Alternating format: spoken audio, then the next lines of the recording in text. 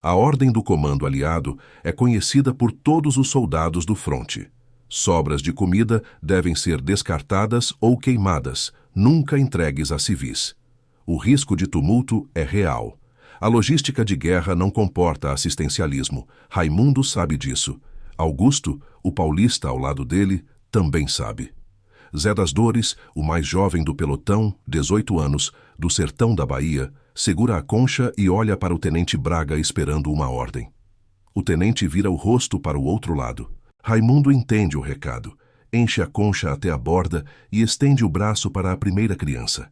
Ela segura o prato com as duas mãos trêmulas e sopra antes de beber. Atrás dela, do beco entre as casas destruídas, surgem mais crianças caminhando em fila silenciosa, como se já soubessem que hoje ia ter comida. O que Raimundo ainda não sabe é que alguém no comando aliado estava contando as panelas, e que a desobediência dele estava prestes a virar um problema muito maior que uma repreensão. Se você quer saber como 3 pracinhas brasileiros desafiaram as ordens de todo o exército aliado para salvar crianças italianas da fome e o que aconteceu quando o comando descobriu, se inscreve no canal agora e comenta de qual cidade e país você está assistindo. Corvino não existia nos mapas militares aliados. Era apenas mais um vilarejo destruído no vale entre os Apeninos e a planície do Pó. Um punhado de casas de pedra com telhados desabados, uma igreja sem torre e uma praça central onde antes havia um mercado. Agora havia escombros, silêncio e neve. Quando o pelotão do tenente Braga chegou ali no dia 12 de janeiro de 1945, os moradores que restavam observaram de trás das janelas sem vidro, com a cautela de quem já viu muitos uniformes diferentes passar por aquela rua e aprendeu que nenhum deles trazia coisa boa. O cabo Raimundo Ferreira, 23 anos, nascido em Sobral, no Ceará, desceu do caminhão e pisou na neve pela primeira vez na vida. Ficou parado por um segundo, olhando para os próprios pés afundando no branco, como se aquilo não fosse real. Ao lado dele, o soldado Augusto Mendes, de São Paulo, filho de professor, o único do pelotão que tinha o 2º grau completo, já anotava algo num caderninho de capa preta que carregava desde o embarque em Nápoles. Atrás dos dois, Zé das Dores fechava o grupo. 18 anos, magro, do município de Jeremoabo, na Bahia, que nunca tinha saído do sertão antes de receber a convocação e que ainda escrevia cartas para a mãe toda semana, mesmo sem ter certeza de que chegavam. 3 homens ordinários. Nenhum herói declarado. Nenhum com medalha no peito ou história de bravura no currículo. Apenas 3 brasileiros com frio, com saudade e com fome moderada, que era muito menos fome do que a que eles estavam prestes a encontrar. O tenente Braga reuniu o pelotão ainda na primeira tarde. Voz firme, sem rodeios. A missão era clara: segurar a posição em Corvino enquanto o avanço principal se consolidava mais ao norte. Manter o perímetro, manter a disciplina, não criar incidentes com a população civil, não desviar suprimentos, não alimentar civis. Essa última ordem vinha de cima, do comando aliado, e Braga repetiu 2 vezes para que ninguém alegasse que não tinha ouvido. Sobras de comida devem ser descartadas, nunca entregues. Qualquer desvio documentado podia comprometer o fornecimento de rações para toda a unidade. Raimundo ouviu em silêncio. Augusto anotou no caderninho. Zé das Dores olhou para o chão. No primeiro dia, ninguém apareceu perto do rancho. No segundo dia, 3 crianças. No terceiro, 8. Elas não pediam, não estendiam a mão, não choravam, não gritavam.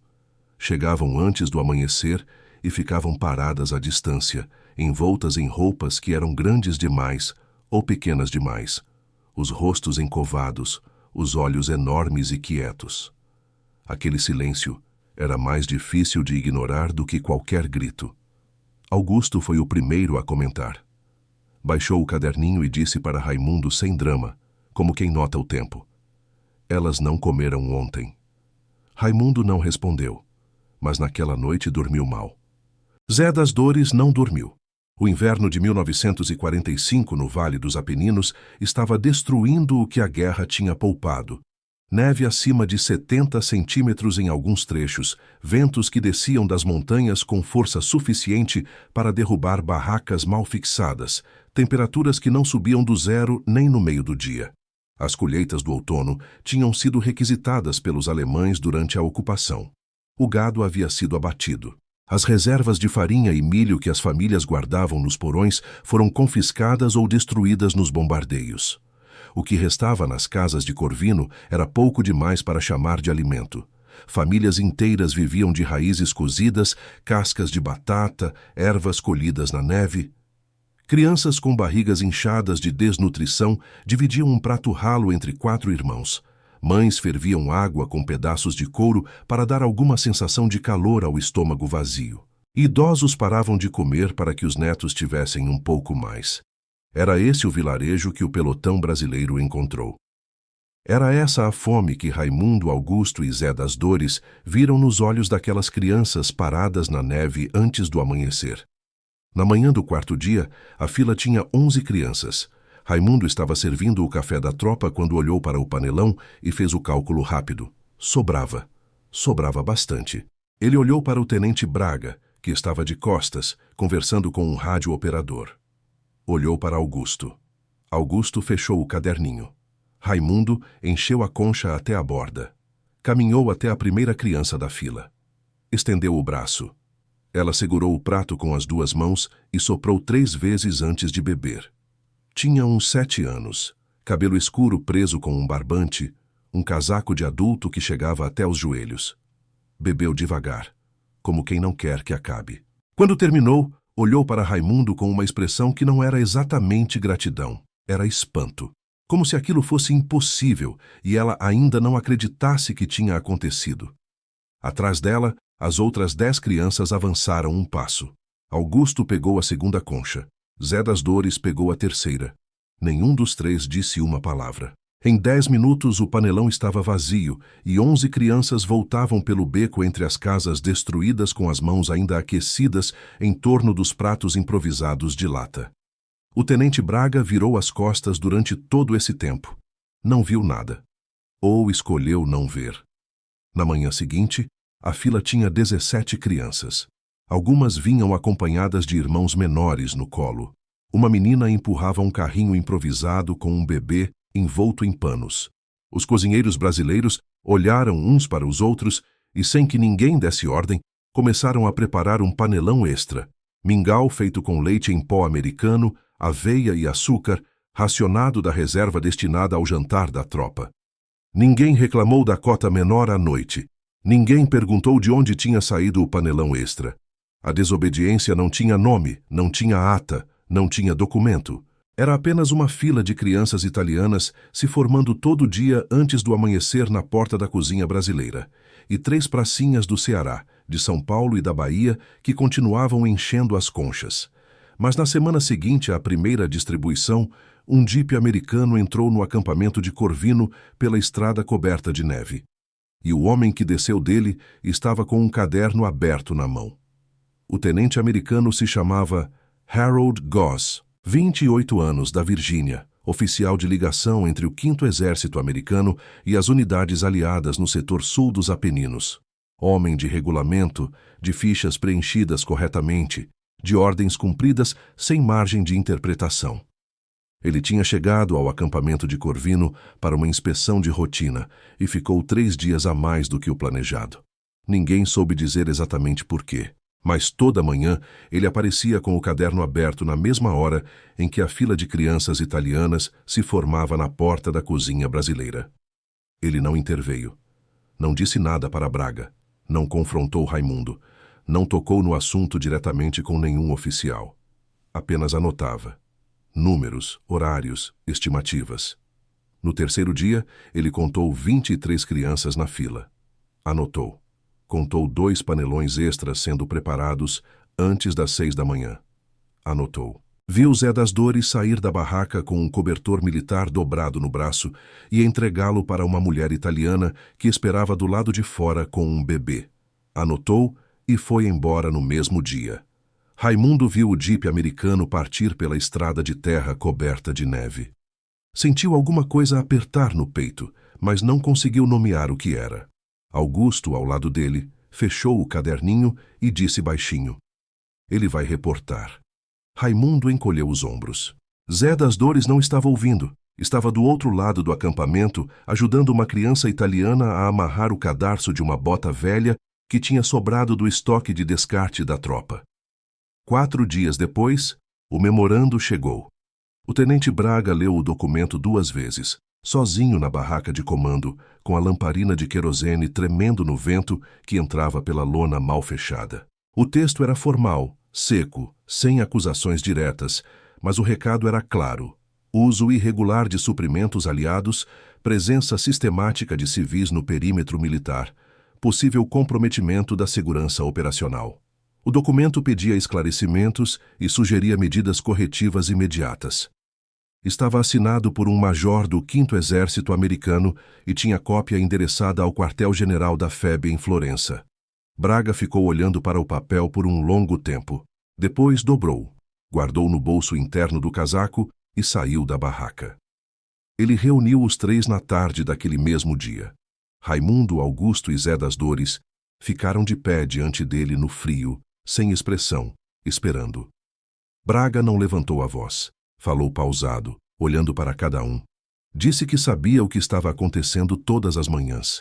Disse que tinha feito vista grossa porque entendia o que eles estavam vendo naquelas crianças. Mas que agora havia um registro formal, que o comando em Florença ia receber cópia, e que se aquilo continuasse sem controle, todos eles podiam responder por indisciplina e desvio de suprimentos em tribunal militar. Zé das Dores olhou para o chão. Augusto não abriu o caderninho. Raimundo olhou direto para Braga e perguntou com voz tranquila: "O senhor vai ordenar que a gente pare?" Braga ficou em silêncio por 3 segundos. Depois disse: "Estou ordenando moderação." E foi embora. Nenhum dos 3 soube o que fazer com aquela resposta. Na manhã seguinte, a fila tinha 31 crianças. 2 delas carregavam irmãos menores no colo. Uma chegou com a avó, uma mulher de cabelos brancos que mal conseguia caminhar na neve, mas que segurou o prato com uma dignidade que fez Augusto virar o rosto para não ser visto chorando. Os cozinheiros prepararam 3 panelões. A ração do jantar da tropa foi cortada pela metade pela 2ª vez naquela semana. Nenhum soldado reclamou. Raimundo servia as porções quando viu uma menina no final da fila. Devia ter uns 4 anos, cabelo emaranhado, descalça mesmo com a neve chegando nos tornozelos. Ela não tinha prato, não tinha caneca, não tinha nada para segurar a comida. Ficou parada olhando para as outras crianças beber o mingau quente com uma expressão que não era tristeza, era resignação. Como quem já aprendeu cedo que algumas coisas simplesmente não são para ela. Raimundo entrou na barraca, pegou sua própria caneca de campanha, gravada com as iniciais RF que ele mesmo tinha feito com um prego num entediante dia de travessia do Atlântico, e voltou até a menina. Encheu até a borda. Ela pegou com as 2 mãos, bebeu sem parar, devolveu a caneca limpa com um gesto automático de quem foi criada para não desperdiçar. Raimundo não pediu a caneca de volta. Fez sinal para ela guardar. Augusto viu a cena e anotou algo no caderninho. Quando Raimundo voltou, perguntou o que ele tinha escrito. Augusto mostrou. Eram apenas 4 palavras em letra miúda. Ela tinha 4 anos. A pressão do comando aliado aumentou na semana seguinte. Um coronel britânico enviou comunicado separado ao quartel-general da FEB, mais duro que o memorando americano, citando risco à disciplina operacional e pedindo ação imediata. Em Florença, o general Mascarenhas de Moraes, comandante de toda a Força Expedicionária Brasileira na Itália, leu os 2 documentos, colocou um sobre o outro na gaveta e não respondeu a nenhum. Seus assessores esperavam uma ordem formal de encerramento da assistência. A ordem nunca veio. Mas no acampamento de Corvino, a pressão desceu pela cadeia de comando de outras formas. Um capitão de batalhão visitou Braga pessoalmente e foi direto. Estabeleça horário fixo, limite o número de porções, proíba civis dentro do perímetro. Braga implementou as 3 medidas na mesma tarde, colocou uma corda a 20 metros da cozinha, estabeleceu que a distribuição duraria 30 minutos e que o número máximo seria de 20 porções por dia. As regras duraram 2 dias. No terceiro dia, a corda ainda estava lá, mas ninguém estava olhando para ela. A distribuição durava 50 minutos. As porções chegavam a 40. Zé das Dores tinha começado a guardar chocolate da ração individual para distribuir depois que o mingau acabava, dobrando os papéis prateados com cuidado e enfiando no bolso do casaco das crianças menores para elas levarem para casa. O capitão voltou, olhou para a cena, ficou em silêncio por um momento e foi embora sem dizer nada. A desobediência tinha deixado de ser um gesto individual de 3 pracinhas. Tinha virado o funcionamento natural daquele acampamento. Outros soldados do pelotão começaram a contribuir. Um doava meias, outro separava biscoitos duros da ração, outro ensinava palavras em português para as crianças que voltavam todo dia e já sabiam os nomes de todos os brasileiros. O acampamento de Corvino tinha se tornado outra coisa. Não exatamente um posto militar.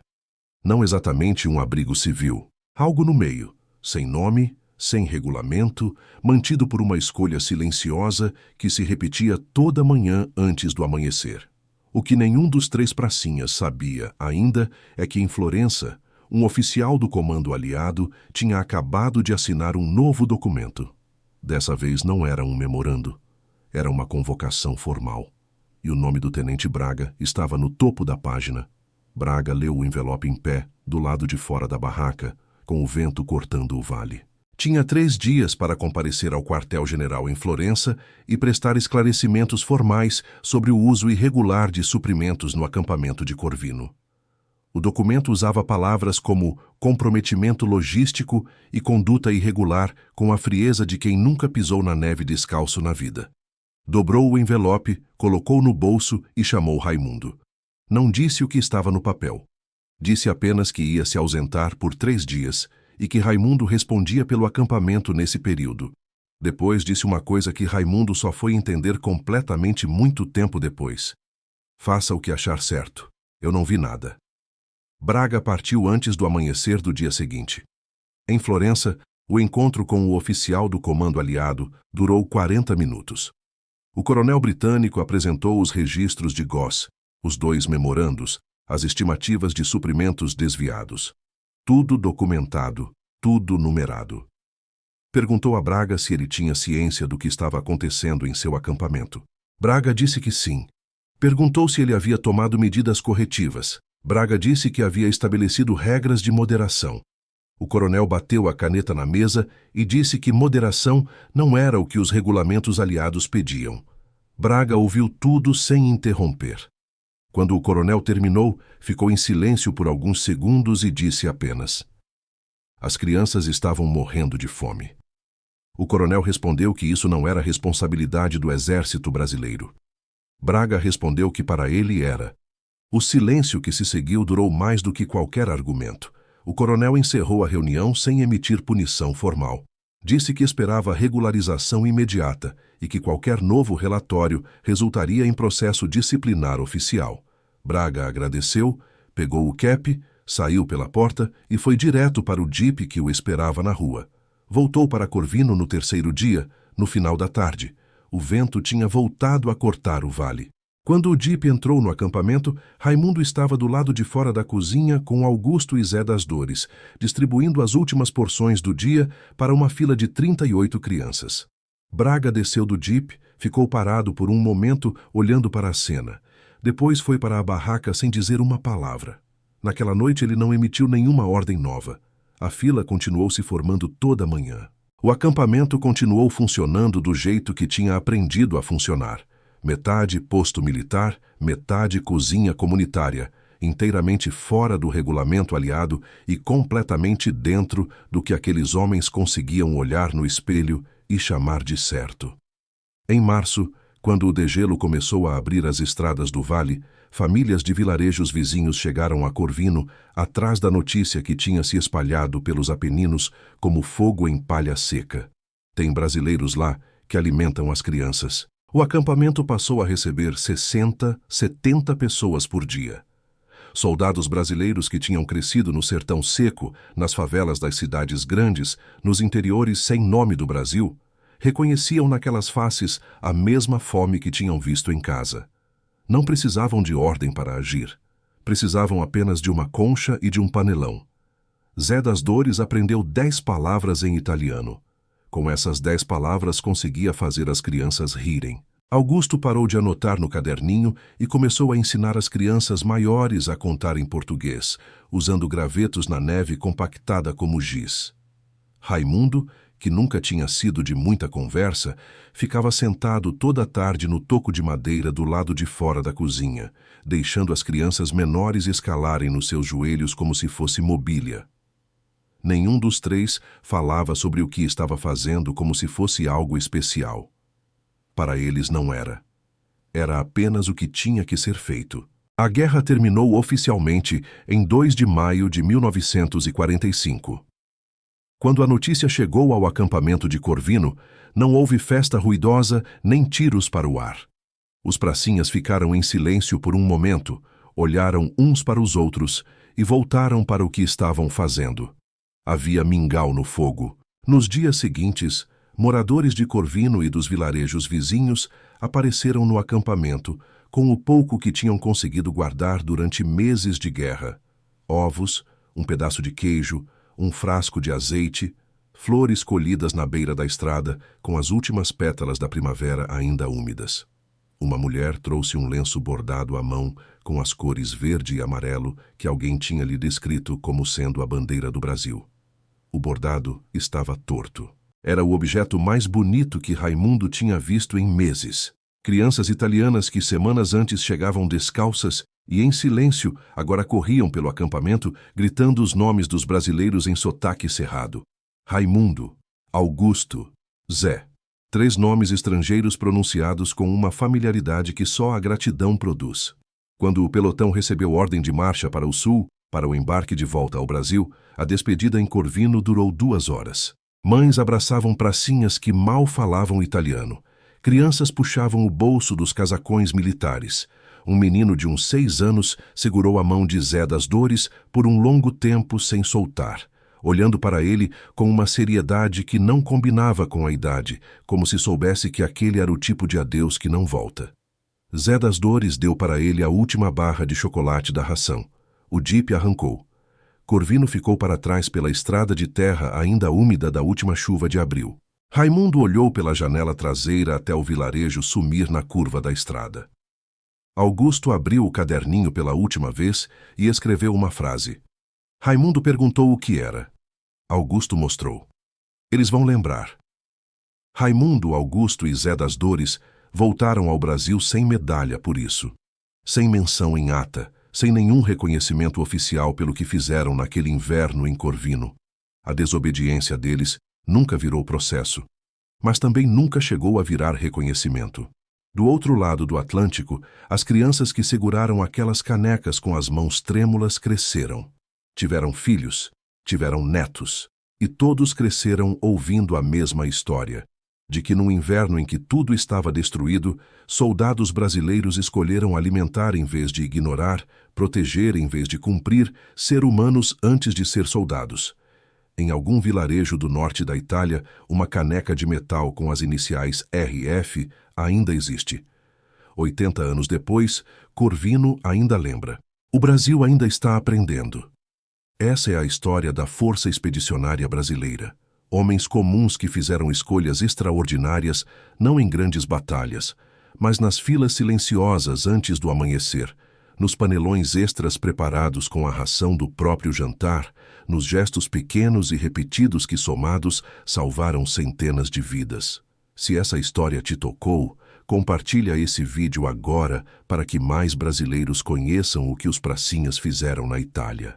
Se inscreve no canal, ativa o sininho e deixa aqui nos comentários de qual cidade e país você está assistindo. Sua mensagem ajuda essa memória a chegar mais longe. E antes de sair, vai até o comentário fixado. Deixei lá um conteúdo escrito com detalhes dessa história que não cabem num vídeo. Está esperando por você.